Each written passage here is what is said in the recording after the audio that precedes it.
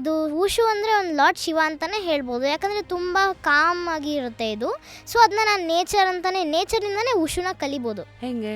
ಈಗ ಒಂದು small ಸಿಡ್ಲಿಂಗ್ plant ಇರುತ್ತೆ, ತುಂಬ ಜೋರಾಗಿ ಸ್ಟಾರ್ಮ್ ಬರ್ತಾಯಿತ್ತು. ಅವತ್ತು ಒಂದು ತುಂಬ ಸಣ್ಣ ಪ್ಲ್ಯಾಂಟ್ ಇತ್ತು, ಅದನ್ನು ಪ್ರೊಟೆಕ್ಟ್ ಮಾಡ್ಕೊಂಡು ಎಷ್ಟು ಲೈಕ್ ಸ್ಟೆಮ್ ಥರ ಅದು ತುಂಬ ಚೆನ್ನಾಗಿ ನಿಂತಿತ್ತು.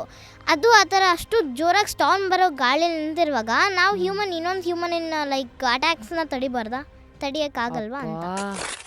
ಏನು ಚೆನ್ನಾಗಿ ನೀನು ಮಾತಾಡ್ತಾರೋ ಆ ಖುಷಿಗೆ ನನ್ನ ಕಣ್ಣಲ್ಲಿ ಆ್ಯಕ್ಚುಲಿ ನೀರು ಬರ್ತಾ ಇದೆ. ಇಷ್ಟು ಚಿಕ್ಕ ವಯಸ್ಸಿಗೆ ಇಷ್ಟು ದೊಡ್ಡ ದೊಡ್ಡ ಜೀವನದ ಸತ್ಯಗಳನ್ನೆಲ್ಲ ನೀನು ಆಗಲೇ ಅರ್ಥ ಮಾಡ್ಕೊಂಡಿದ್ಯಾ?